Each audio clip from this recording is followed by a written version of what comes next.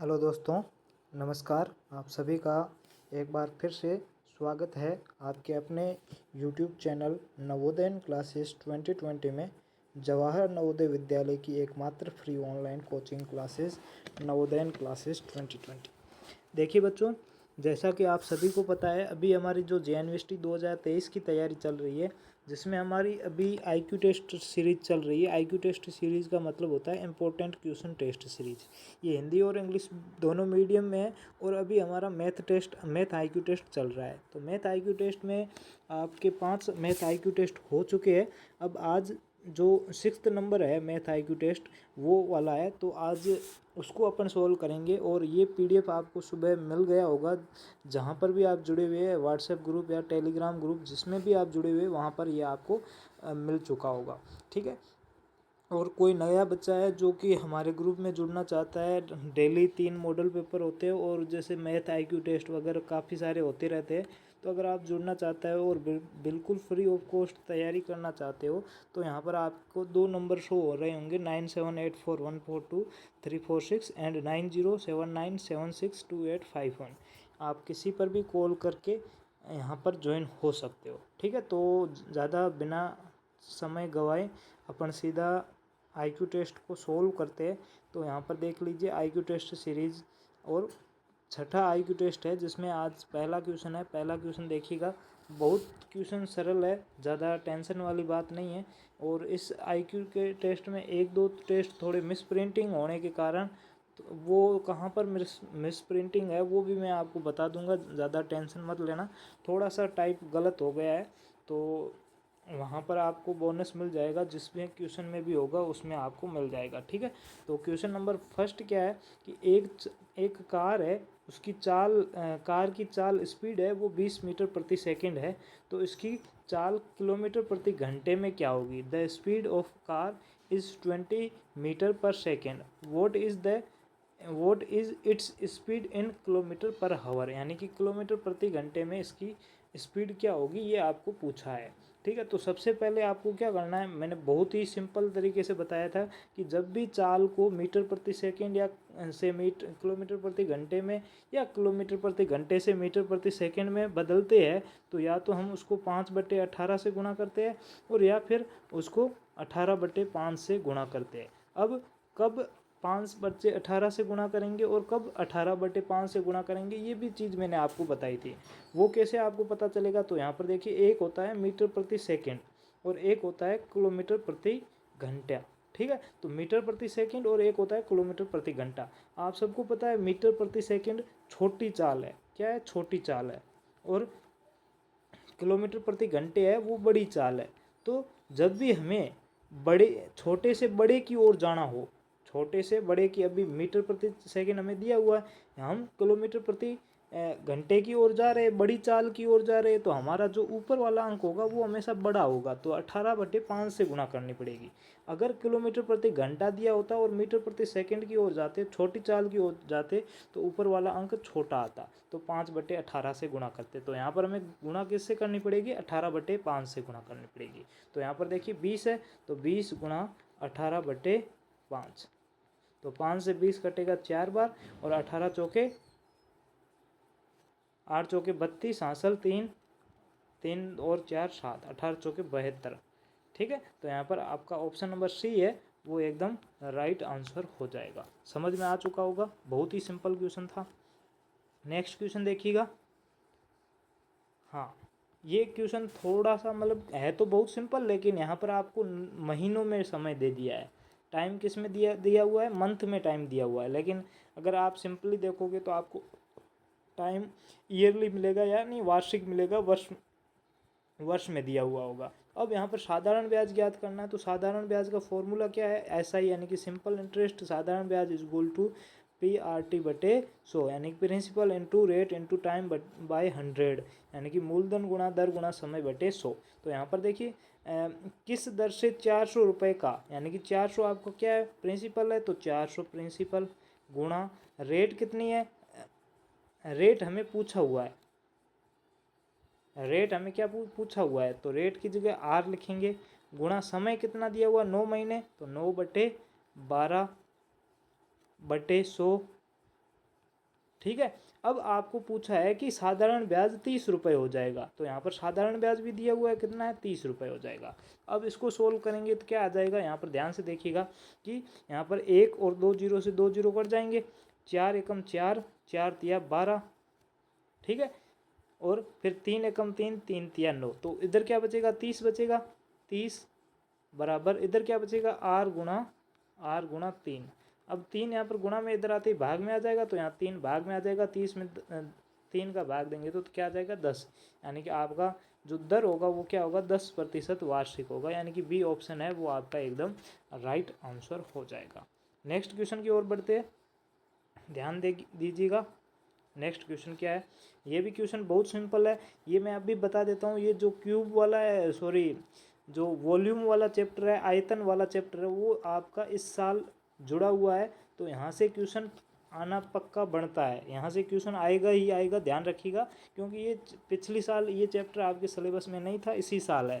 तो अब यहाँ पर देखिएगा, यदि एक किसी त्रिभुज का आधार 4 सेंटीमीटर है, उसकी ऊंचाई 6 सेंटीमीटर है, सॉरी ये त्रिभुज वाला है, आयतन वाला नहीं है, ये आपका क्षेत्रफल परिमाप वाला है। तो यहाँ पर त्रिभुज का दिया हुआ है, आपको क्या करना है, if the base of a triangle is 4 centimeter and the height is 6 centimeter, what will be its area। आपको इसका एरिया पता करना है, इसका क्षेत्रफल क्या होगा ये आपको पता करना है। तो आप सभी को पता है त्रिभुज के क्षेत्रफल का फॉर्मूला क्या होता है, त्रिभुज का क्षेत्रफल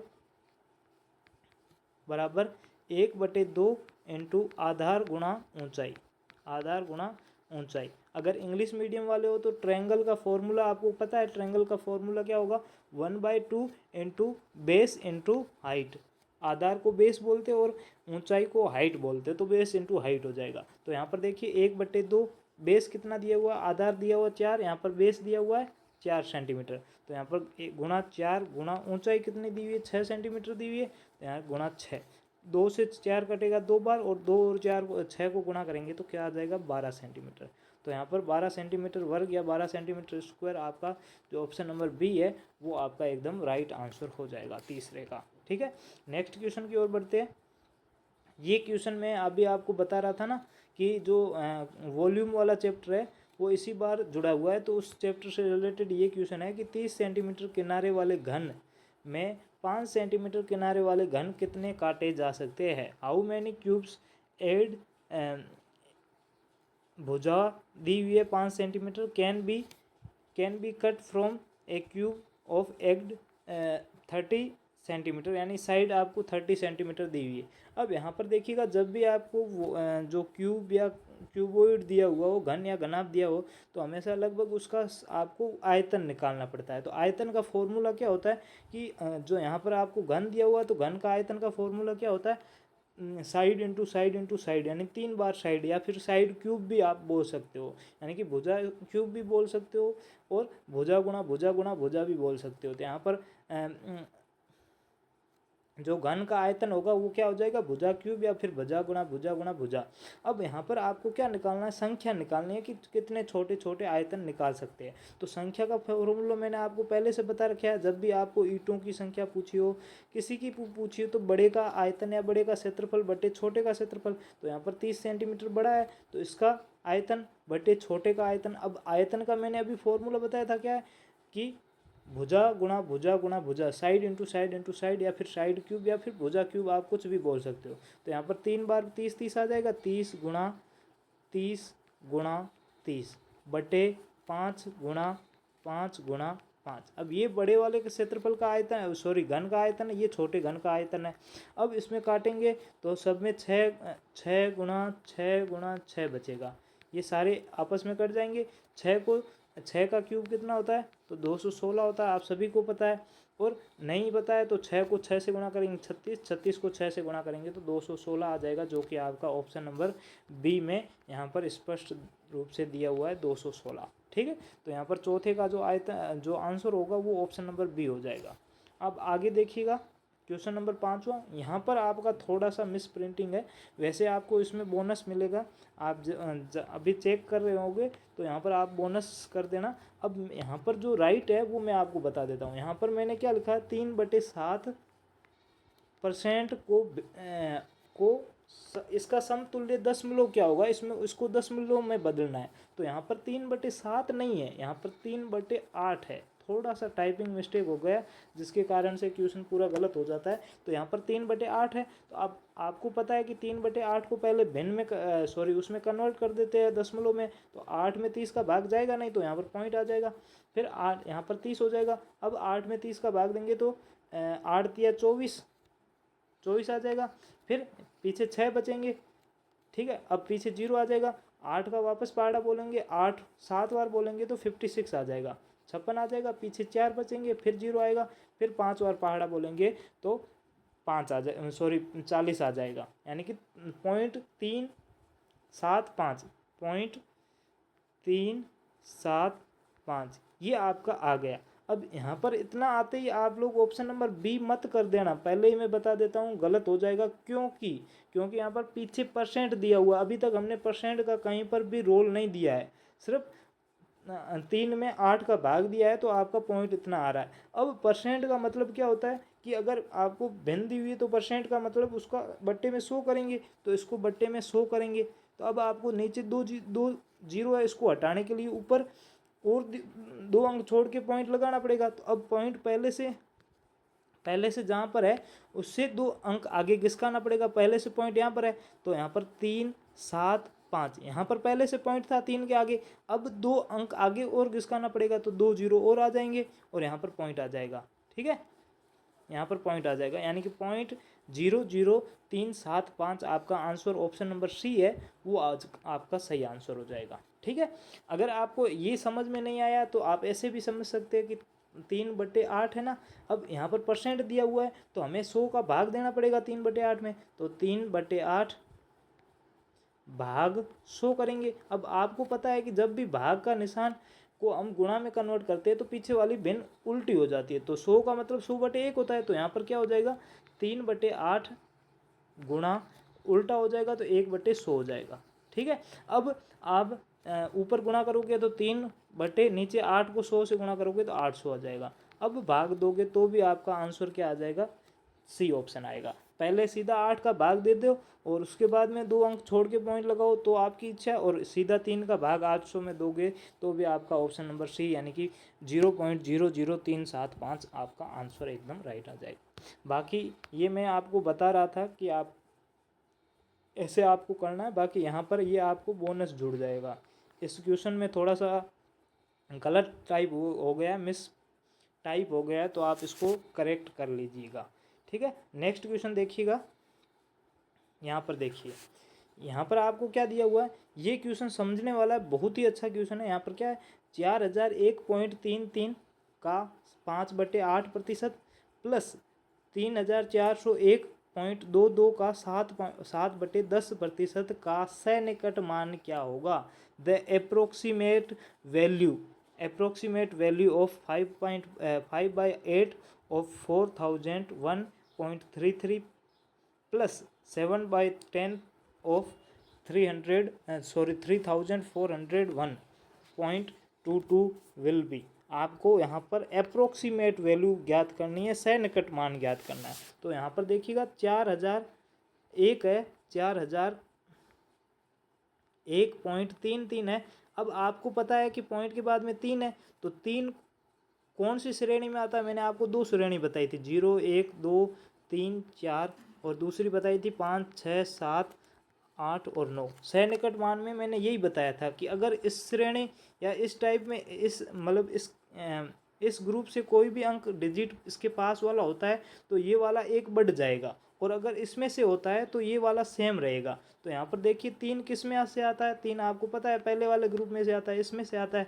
तो यानी कि जो पहले वाला अंक है ये चेंज नहीं होगा, ठीक है। तो यहाँ पर एक ही रहेगा। अब पॉइंट के बाद में तो आपको पता चल गया, यहाँ पर 4001 आएगा। अब यानी कि ये 4001 है, ये किसके निकट है, तो ये 4000 के निकट है। किसके निकट है, 4000 के। तो यहाँ पर 4001 नहीं आएगा, 4 मतलब कि आपको अप्रोक्सीमेट निकालना है, सन्निकट मान निकालना है। तो आप सीधा डायरेक्ट पहले से सन्निकट कर लीजिए। तो यहाँ पर क्या 4001 का सन्निकट मान क्या आ जाएगा, 4000 आ जाएगा। तो यहाँ पर 4000 का 5/8 भाग प्लस, अब 3400 का आपको क्या आ जाएगा, तो 3400 का आपको पता है 3401 का क्या आ जाएगा, 3400 आ जाएगा। तो यहाँ पर 3400 गुणा 7/10, ठीक है। अब इसका आप 7/10 है, सॉरी, यहाँ पर 7/10। अब इसका आपको अप्रोक्सीमेट ज्ञात करना है, तो यहाँ पर 8 से ये कट जाएगा, 8 5 40, फिर 500 गुणा 5 करेंगे तो ये 2500 आ जाएगा, प्लस इसमें से ये 0 से 0 कट जाएगा, ठीक है। अब यहाँ पर देखिए 7 को 340 से गुणा करेंगे तो क्या आ जाएगा, पहले 7 को 0 से गुणा करेंगे 0, 7 को 4 से गुणा करेंगे 7 चौका 28, हासिल 2, 7 को 3 से गुणा करेंगे 7 या 21 और 3 21 और 2 23, ठीक है। तो यहाँ पर 2500 प्लस 2380 आ जाएगा। अब इन दोनों को जोड़ेंगे तो क्या आ जाएगा, पहले 0 और 0 को जोड़ेंगे 0, फिर 0 और 8 को जोड़ेंगे तो 8, फिर 3 और 5 को जोड़ेंगे तो 8, और फिर 2 और 2 को जोड़ेंगे तो 4, ठीक है। तो 4880 आ जाएगा, जो कि आपका ऑप्शन नंबर बी है, वो आपका यहाँ पर एकदम राइट आंसर हो जाएगा, बी ऑप्शन। अब सबसे पहले मैं दोबारा बता रहा हूँ, आपको अप्रोक्सीमेट पूछा है, सह निकट मान पूछा है, अप्रोक्सीमेट पूछा है। तो यहाँ पर आपको सीधा सीधा आपको ये पता करना है कि 4001 का अप्रोक्सीमेट क्या होगा, तो 4001 का अप्रोक्सीमेट 4000 होगा, और 3401 का क्या होगा, तो 3401 का 3400 होगा। अब 4000 का 5/8 भाग निकाल दो, और 3400 का 7/10 भाग निकाल दो, और आपका जो भी आंसर आए उसको जोड़ दो, तो आपका यहाँ पर सीधा आंसर आ जाएगा। बाद में आप जोड़ोगे तो ऑप्शन नंबर बी है होगा, वो आपका एकदम करेक्ट आंसर हो जाएगा। अब नेक्स्ट देखिएगा, क्वेश्चन नंबर 7 की ओर बढ़ते हैं। यहाँ पर क्या कह रहा है कि चाय के मूल्य में 10% कमी होने पर एक व्यापारी 22,500 रुपये में 25 किग्रा चाय अधिक खरीद सकता है, तो चाय का मूल्य प्रति किग्रा क्या होगा।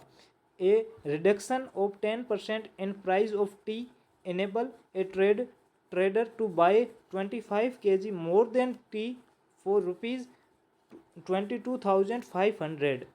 What is the cost price of tea पर केजी, आपको पर केजी पूछा है। अब यहाँ पर सबसे पहले समझने वाली बात ये है कि मान लेते हैं कि आपका जो चाय का मूल्य था वो कितना था, चाय का मूल्य पहले था x रुपये, पहले कितना था x रुपये, तो आपको पता है कि पहले x रुपये था, तो यानी कि 22,500 में पहले कितनी आती थी, तो 22,500 में पहले जितनी भी आती थी तो हम भाग दे देंगे। 1 केजी का मूल्य पहले x रुपये था, तो 22,500 रुपये में पहले कितनी आती थी, तो 22,500 रुपये में x का भाग दे देंगे, तो यानी कि ये आपका पहले इतनी चीनी आती थी। अब क्या हुआ, अब 10% कमी हो गई, तो x का 10% ज्ञात करेंगे तो कितना आ जाएगा, 10% कमी हो गई तो 100 में से 10 घटाएंगे तो 90 आ जाएगा, तो 90/100, ठीक है। तो 1 0 से 1 0 कट जाएगा, तो x को 9 से गुणा करेंगे तो 9x/10 आ जाएगा। यानी कि अब चीनी का भाव क्या है, अब चीनी का भाव है 9x/10 है। तो अब चीनी का भाव क्या है, 9x/10 है।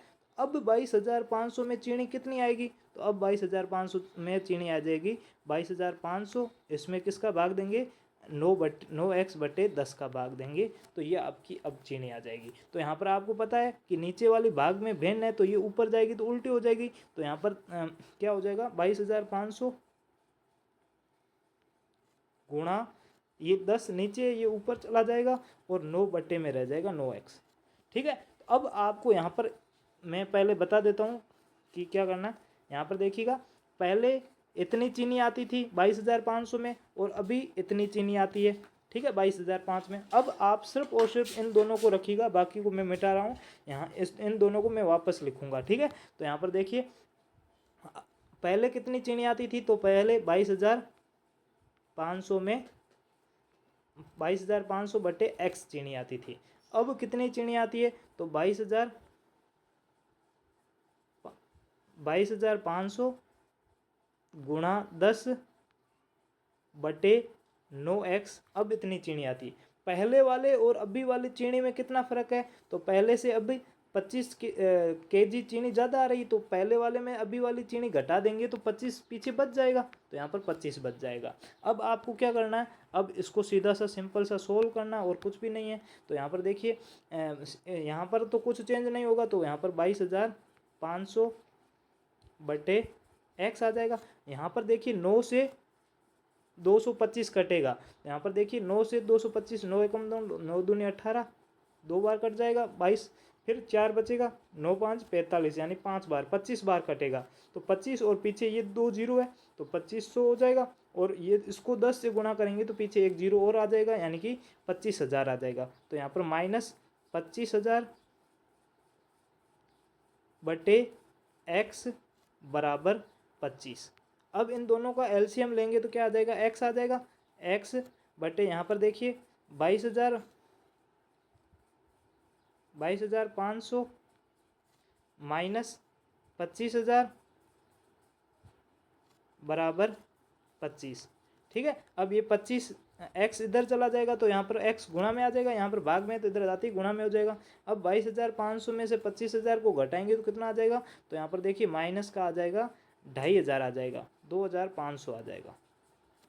ठीक है, माइनस का 2,500 आ जाएगा, माइनस का 2,500 बराबर 25x, माइनस का 2,500 बराबर कितना आ जाएगा, 25x आ जाएगा। अब यहाँ पर देखिए माइनस का 2,500 बराबर 25x, अब ये 25 गुणा में इधर आते ही भाग में हो जाएगा, तो यहाँ पर माइनस 2,500 बटे 25 बराबर x।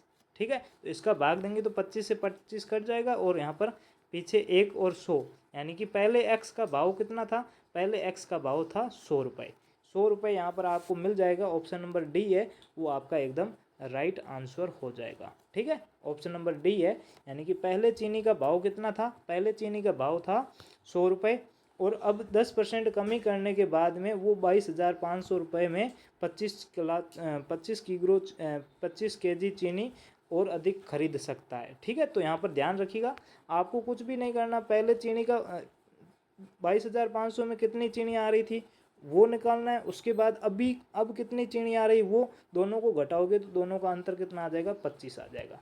तो ये ऐसे करोगे तो आपका आंसर 100 आ जाएगा बिल्कुल। ठीक है, अब नेक्स्ट क्वेश्चन की ओर बढ़ते हैं। आज वैसे भी हम बहुत लेट चल रहे हैं, 22 मिनट हो चुके हैं। अब देखिए इसमें क्या दिया हुआ है, एक व्यापारी अपना माल लागत मूल्य पर बेचने का दावा करता है, परंतु वह 1 किलोग्राम के स्थान पर 950 ग्राम तोलता है, व्यापारी का प्रतिशत लाभ क्या है। अब देखो टोटल आपको पता है 1 केजी में 1000 ग्राम होते हैं, वो क्या करता है, वो वहाँ पर 1000 की मतलब 1 केजी की जगह 950 ग्राम तोलता है, तो उसको फ़ायदा कितने का हुआ, तो 50 ग्राम का हुआ। अब आपको पूछा है उसको कितना लाभ हुआ, तो बटे अब वो कितने पर तोलता है, 950 पर, तो 950 गुणा 100।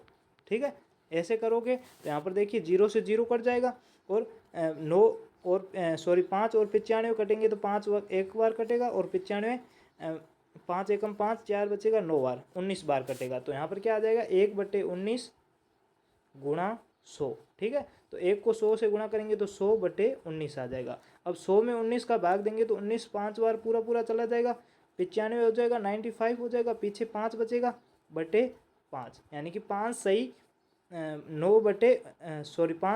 5/19 हो जाएगा, जो कि आपका ऑप्शन नंबर सी है वो आपका एकदम राइट हो जाएगा। यहाँ पर देखिए बीच में गैप है, तो आप इसका मतलब ये मत समझिएगा कि 55 बाई यानी कि 55/19 है, नहीं 5 पूरा है उसके बाद 5/19 है। ठीक है, तो यहाँ पर ऑप्शन नंबर सी है वो आपका एकदम सही हो जाएगा, हिंदी में लिखा हुआ है सही वाला कि 5 सही 5/19। ठीक है, नेक्स्ट क्वेश्चन की ओर बढ़ते हैं। अब ये क्वेश्चन बहुत ही सिंपल है, आपको क्या कहा, 6 के गुणनखंडों का योग होगा, तो 6 के गुणनखंड है कौन कौन से, पहले तो ये पता करो। 6 का मतलब यानी कि ऐसे कौन कौन सी संख्या है जिनका 6 में उनका 6 में पूरा भाग जाता हो। तो यहाँ पर देखिएगा, एक तो 1 का पूरा भाग जाएगा 6 में, और एक 6 का खुद का पूरा भाग जाएगा। ये तो आपको पता है कि कोई भी संख्या होगी उसमें 2 संख्याओं का पूरा भाग जाएगा, एक तो 1 का जाएगा, एक खुद का भाग जाएगा। अब जो भी संख्याएं होगी वो तो या तो 1 के और 1 और 6 के बीच में होगी। तो एक और देखोगे तो 2 का भाग भी 6 में पूरा जा रहा है, 3 का भी भाग पूरा जा रहा है, और 6 का भाग पूरा जा रहा है। इसके अलावा 6 में किसी का भाग नहीं जाएगा। ठीक है, तो अब यहाँ पर आपको क्या पूछा है कि आप इनका योग क्या होगा, टोटल सम पूछा है। ठीक है। योग क्या होगा, यहाँ पर इंग्लिश मीडियम वालों देखोगे तो यहाँ पर सम पूछा है, तो यहाँ पर 1 और 2 को जोड़ेंगे तो 3, 3 और 3 को जोड़ेंगे 6, 6 और 6 को जोड़ेंगे तो 12 आ जाएगा। यानी कि आपका ऑप्शन नंबर जो सी है 12 है, ये आपका एकदम राइट आंसर हो जाएगा। नेक्स्ट क्वेश्चन की ओर बढ़ते हैं, 10वां क्वेश्चन। यहाँ पर क्वेश्चन क्या दिया हो, 1/5 कोमा 0.21 कोमा 0.021 कोमा 2/100 में सबसे छोटी संख्या कौन सी है। तो यहाँ पर देखिए 1/5 है, 1/5 सॉरी 1/5 को अपन भिन्न में दशमलव में कन्वर्ट करेंगे तो क्या आ जाएगा, तो यानी कि 1 में 5 का भाग नहीं जाएगा, फिर यहाँ पर पॉइंट आ जाएगा, फिर यहाँ पर 10 आ जाएगा, 10 में 5 का भाग जा रहा है 2 बार, तो यहाँ पर 2 आ जाएगा। फिर दिया हुआ है, क्या दिया हुआ है, यहाँ पर 0.2 आ गया, और दूसरे में क्या है 0.21 आ गया। उसके बाद में 0.021 यहाँ पर 0.021। अब आगे क्या है, 2/100 है, तो 2/100 का क्या हो जाएगा, तो यहाँ पर आपको पता है नीचे 2 जीरो है, तो ऊपर 2 अंक छोड़ के पॉइंट लगाना है, तो एक तो 2 खुद पड़ा है और एक आगे 0 लगा लेंगे और यहाँ पर पॉइंट आ जाएगा, यानी कि यहाँ पर 0.02 आ जाएगा। अब आपको पूछा है कि इनमें से सबसे छोटी संख्या कौन सी है, तो छोटी संख्या देखोगे तो ये तो सबसे पहले आपको क्या करना पड़ेगा, छोटी संख्या में सबसे आगे से देखना है, तो आगे सबका 2 है, तो यानी कि ये बराबर आ जाएगा। उसके बाद में इसमें दोनों में 2 है, तो ये दोनों बड़ी संख्या हो जाएगी और नीचे वाली दोनों छोटी हो जाएगी। तो अब यहाँ पर देखो नीचे वाले दोनों में से कौन सी सबसे छोटी होगी ये पता करना है। अब यहाँ पर देखो आगे भी ये दोनों के पास 2 है, लेकिन उससे आगे देखोगे तो यहाँ पर 1 है और यहाँ पर कुछ भी नहीं है, यानी कि 0 है, तो ये नीचे वाली है ये सबसे छोटी हो जाएगी। नीचे वाली कौन सी है, 2/100 है, यानी कि सबसे छोटी कौन सी हो जाएगी, 2/100, यानी कि ऑप्शन नंबर डी है वो आपका एकदम राइट आंसर हो जाएगा। ठीक है, यहाँ तक आपको समझ में आ चुका होगा। सबसे पहले कुछ भी नहीं करना है, आपको सबसे पहले दशमलव में कन्वर्ट करना है, और दशमलव में कन्वर्ट करके बाद में देख लेना है कि कौन सी दशमलव सबसे बड़ी है और कौन सी सबसे छोटी है। नेक्स्ट क्वेश्चन देखिएगा, 11 नंबर दिया हुआ है कि 0.313131 को भिन्न में बदलिए, परिणाम क्या होगा। तो यहाँ पर देखिए 0.313131 और ऐसे आगे आगे बढ़ता जा रहा है। अब आगे आगे बढ़ता जा रहा है, इसका मतलब क्या है, आगे भी ऐसा आ रहा है 3 1 3 1 3 1, ऐसे आगे आगे बढ़ता जा रहा है, इसका मतलब ये होता है। तो आपको क्या करना है, 3 1 3 1 बढ़ता जा रहा है, इसका मतलब क्या रिपीट हो रहा है बार बार, 3 और 1, यानी कि 31 बार बार रिपीट हो रहा है, 31 31 31 31। तो आप सीधा सिंपल ऐसे भी लिख सकते हो, 0.31 और उसके ऊपर बार लगा सकते हो। ऊपर लाइन खींचने का मतलब बार होता है, और बार को अगर बार लगाते हो तो उसका मतलब यही हो जाता है कि 31 बार बार आ रहा है। जैसे यहाँ पर ऊपर लिखा हुआ है ना 31 31 31, ये आगे बढ़ता जाएगा, रुकेगा नहीं, तो इसका बार लगाने का मतलब ये हो जाता है। अब इसको अगर सोल्व करेंगे तो आपको क्या पता है क्या आ जाएगा, अगर जब भी बार लगा हो तो नीचे बट्टे में पॉइंट के बाद में 2 अंक है तो 100 नहीं आएगा, बल्कि वहाँ पे 99 आएगा। ये आपका वैसे आउट ऑफ सिलेबस है, लेकिन ये क्वेश्चन आ गया है तो मैंने आपको बता दिया है, बाकी ऐसे क्वेश्चन नहीं आएंगे। तो यहाँ पर जब भी ऊपर बार लगा हो तो आप मान लेना कि 99 आएगा। तो यहाँ पर क्या आ जाएगा, आपका जो ऑप्शन नंबर है सी है 31/99। ये आउट ऑफ सिलेबस है आपके, मतलब कि हाई लेवल का है। तो यहाँ पर आपको सिर्फ और सिर्फ इतना याद रखना है कि जब भी ऊपर बार आए तो नीचे बट्टे में वहाँ पर 99 आ जाएगा। जब भी पॉइंट के बाद में 2 है तो 99 आ जाएगा, पॉइंट के बाद में 3 है तो 999 3 बार आ जाएगा, ऐसे ध्यान रखना। अब आगे देखिएगा क्वेश्चन नंबर 12। अब क्वेश्चन नंबर 12 देखिए क्या है कि आधे घंटे का 1 मिनट 10 सेकंड का कौन सा प्रतिशत है। अब आधे घंटे का मतलब आपको पता है क्या, आधे घंटे का मतलब है 30 मिनट। कितना है, 30 मिनट।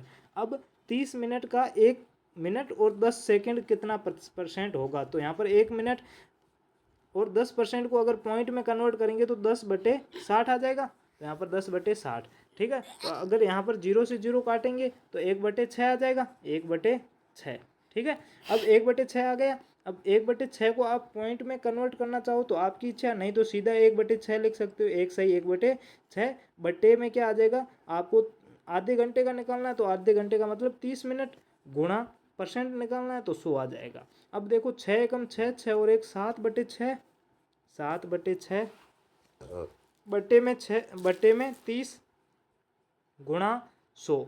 ठीक है, अब यहाँ पर मैं एक बार पूरा पुनः लिख लेता हूँ, इसको मिटा देता हूँ।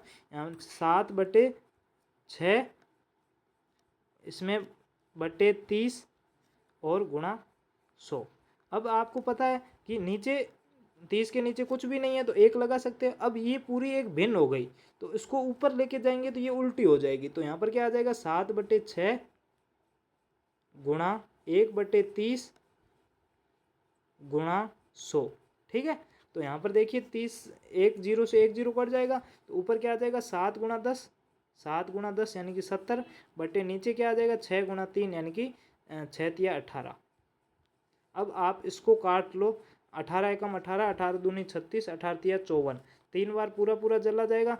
18 × 3 = 54, 70 में से 54 को घटाएंगे तो 6 और 10 16 पीछे बच जाएंगे। ठीक है, फिर पॉइंट लग गया तो अब 0 आ जाएगा। फिर 18 का पहाड़ा बोलो, या 160 है या 160 से कम आए। तो अब आपको सीधा सीधा अगर आप ऑप्शन में देखोगे तो ये दोनों ऑप्शन बचते हैं। 3 पॉइंट बाद में या तो 7 आएगा या 8 आएगा। तो सीधा आपको 18 को पहले तो 8 से गुणा करो, फिर 7 से गुणा करो। तो 8 से गुणा करेंगे तो क्या आ जाएगा, 8 8 64 हासिल 6, 8 एकम 8, 8 और 6 14 यानी कि 144 आ रहा है। यानी कि 160 में 144 जा रहा है, यानी कि 3 के बाद में 0.8 आएगा। तो यानी कि आपका ऑप्शन नंबर सी है वो एकदम राइट हो जाएगा, उसके आगे करने की ज़रूरत नहीं है, सीधा यहाँ पर आपको पता चल जाएगा। ठीक है, नेक्स्ट क्वेश्चन की ओर बढ़ते हैं।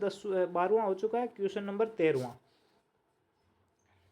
देखिए आगे क्या दिया हुआ है कि किसी एक परीक्षा में एक उत्तीर्णांक, यानी कि आपको जो पास करने के जो पास करना है एक कोई भी एग्ज़ाम, तो आपको 40% लाने ही होंगे।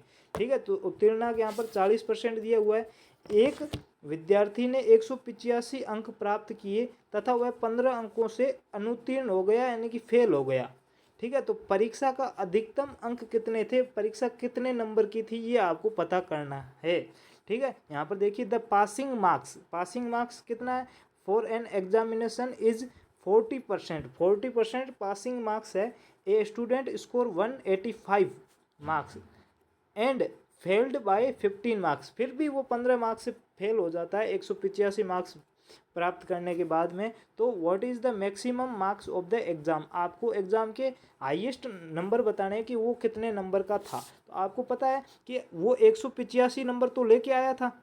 ठीक है, 185 मार्क्स तो लेके आया था। अगर वो 15 नंबर और लेके आ जाता तो वो पास हो जाता, और 185 में 15 को जोड़ेंगे तो 200 नंबर आ जाएंगे। अगर वो 200 नंबर लेके आ जाता तो वो पास हो जाता। और पासिंग परसेंट कितना है, पासिंग परसेंट 40%, यानी कि 40 जितने भी नंबर है उसके 40% क्या हो जाएगा 200 हो जाएगा। तो मान लेते हैं कि एक्स नंबर है वो टोटल मतलब जो अधिकतम मार्क्स है, मैक्सिमम मार्क्स है वो कितने एक्स है।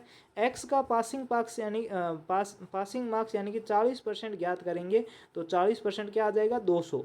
यानी कि अगर 200 बच्चे कोई 200 नंबर लेके आ जाते हैं तो वो पास हो जाते हैं। तो अब इसका ज्ञात करेंगे तो यानी 0 से 0 कट जाएगा। अब 10 है वो यहाँ पर गुण भाग में इधर चला जाएगा गुणा में, और यहाँ पर 4 गुणा में इधर आते ही भाग में। तो ठीक है, अब 4 से 20 कट जाएगा 5 बार। अब ऊपर क्या बचा 5, 50 × 10, 50 को 10 से गुणा करेंगे तो क्या आ जाएगा 500। यानी कि उसका मैक्सिमम मार्क्स कितना है 500, 500, यानी कि आपका ऑप्शन नंबर बी है वो एकदम राइट आंसर हो जाएगा।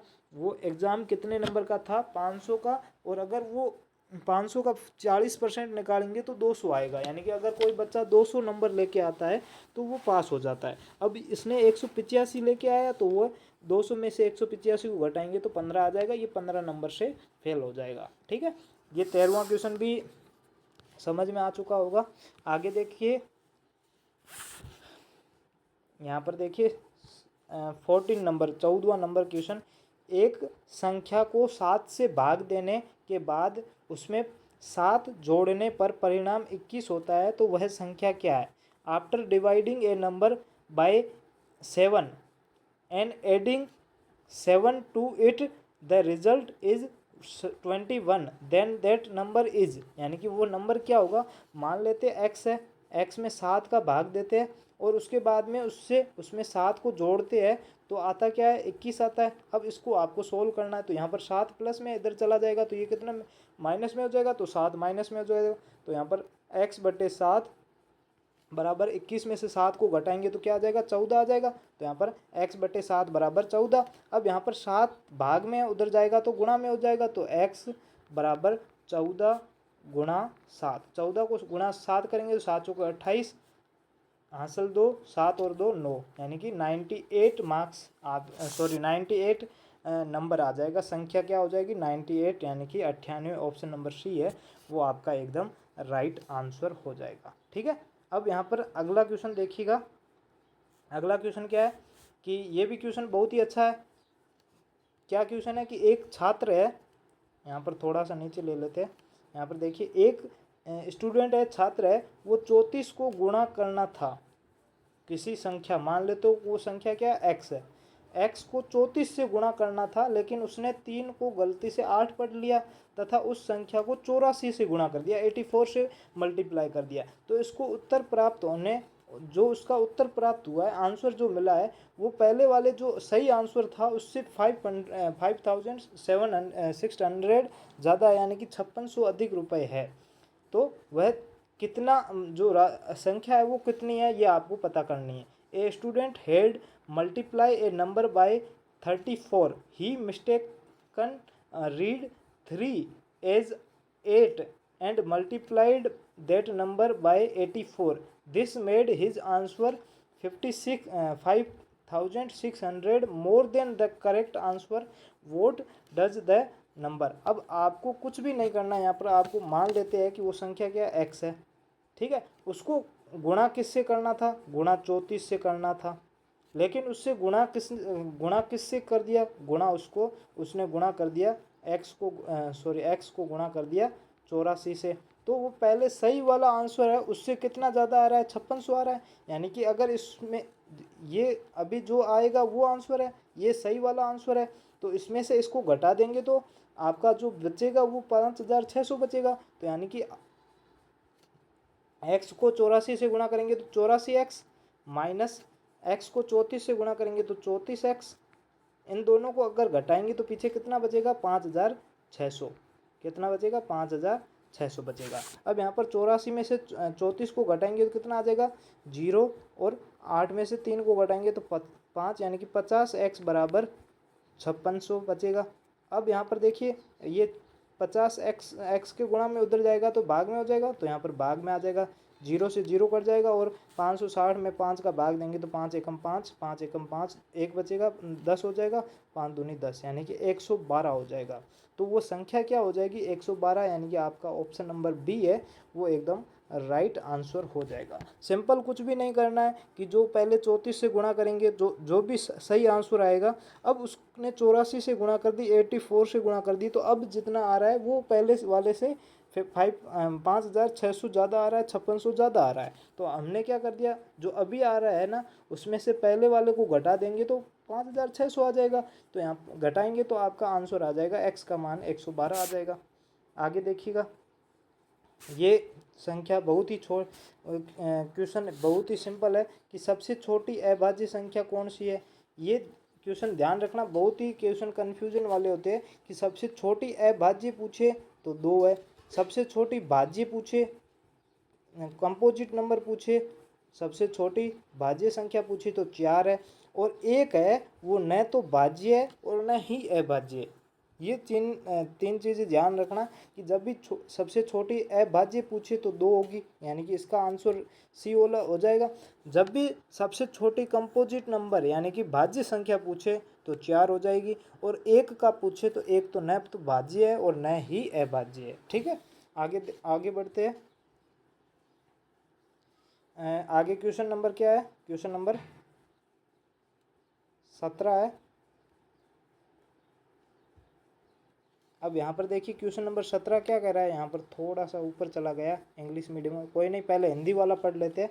अमित, सोनिया एंड मनीष एक वृत्ताकार रास्ते के गिर्द एक बिंदु के साथ दौड़ना प्रारंभ करते हैं तथा 18, 24 और 32 सेकंड में एक चक्कर पूरा करते हैं। वो तीनों कितने समय बाद प्रारंभिक बिंदु पर मिलेंगे? वो तीनों यानी कि वापस एक जगह पर कितने मिलेंगे? ये क्वेश्चन अगर आप अच्छे से समझो तो ये क्वेश्चन वही वाला घड़ी वाला है कि एक 3 अलग अलग स्कूल में या फिर एक स्कूल की अलग अलग घंटे बज रही है, एक 18 सेकंड बाद, एक 24 सेकंड बाद, एक 32 सेकंड बाद। अगर तीनों घंटियां पहले एक साथ बज चुकी है तो अगली बार वो कब एक साथ बजेगी? ये वो वाला क्वेश्चन है। Amit, Sonia and Manish start running simultaneous from the same point around a circle track and complete one round in 18, 24 and 32 respectively. After how much time will 3 meet as a starting point? तो आपको पता है ऐसे क्वेश्चनों में कुछ भी नहीं करना होता है, सीधा आपको एलसीएम लेना है और एलसीएम के बाद में आपको पता चल जाएगा कि क्या है। तो 18 और 24, 32 का एलसीएम लेना है, तो यहाँ पर 18, 24 और 32 का एलसीएम ले लेते हैं। तो 18 2 का भाग जा रहा है तो यहाँ पर 9 आ जाएगा, 24 का भाग जा रहा है तो 12 आ जाएगा और 32 का भाग जा रहा है तो यहाँ पर 16 आ जाएगा। फिर से 2 का भाग देंगे तो 9 की जगह 9 रहेगा, 9 में भाग नहीं जा रहा है तो 9 का जो 9, 12 का 6 हो जाएगा और 16 का 8 हो जाएगा। ठीक है, फिर से 2 का भाग देंगे तो यहाँ पर 9 का 9 रहेगा, 6 की जगह 3 हो जाएगा और 8 की जगह 4 हो जाएगा। फिर से 2 का देंगे तो ये सेम ही रहेगा, 9 और 3 यहाँ पर 2 हो जाएगा। फिर से 2 का देंगे तो 9 और 3 रहेगा और यहाँ पर 1 हो जाएगा। अब वापस से 2 का नहीं जा रहा, अब 3 का भाग देंगे तो 9 का 3 हो जाएगा और 3 का 1 हो जाएगा और यहाँ पर 1। फिर से 3 का भाग देंगे तो यहाँ पर 1 1 1। ठीक है, अब गुणा करेंगे तो 3 दिया, 3 को 3 से गुणा करेंगे तो 9, 9 को 2 से गुणा करेंगे तो 6, 9 दूनी 18, 18 दूनी 36, 36 दूनी 72। फिर 72 को सीधा 4 से गुणा करते हैं, 72 इंटू 4 करेंगे तो क्या आ जाएगा, 4 दूनी 8 और 7 चौके 28 यानी कि 288। अब यहाँ पर सेकंड दिया हुआ है तो यानी कि 288 सेकंड बाद वो एक साथ वापस मिल जाएंगे, शुरुआती पॉइंट पर वापस मिल जाएंगे। यहाँ तक आपको अच्छे से समझ में आ चुका होगा। नेक्स्ट क्वेश्चन की ओर बढ़ते हैं। बहुत ही सिंपल क्वेश्चन था ये तो। अब 18 नंबर देखिए, 100 का 100% कितना होगा? तो यहाँ पर 100, इसका 100% ज्ञात करना तो 100 बटे 100, 100 का 100%, 100 से 100 कट जाएगा तो क्या आ जाएगा, 100 आ जाएगा। यानी कि ऑप्शन नंबर सी है वो आपका एकदम राइट आंसर हो जाएगा। आगे देखिए, 5 के तुल्य कौन सा दशमलव है? दशमलव 5% के बराबर, तो 5 बटे परसेंट दिया हुआ है तो उसको भिन्न में कन्वर्ट करेंगे तो बटे 100 आ जाएगा।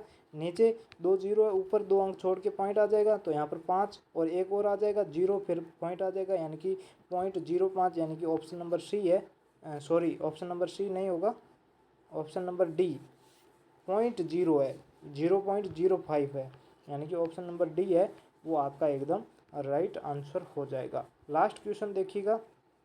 लास्ट क्वेश्चन में भी थोड़ा सा मिस प्रिंटिंग है।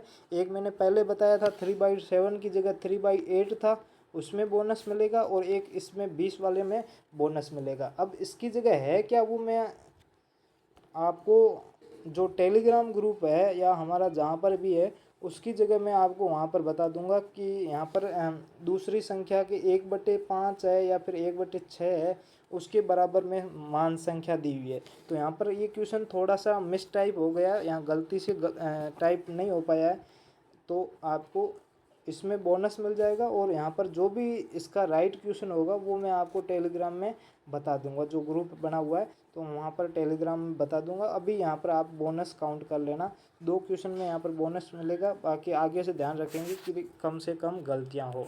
ठीक है, तो आज के लिए इतना ही।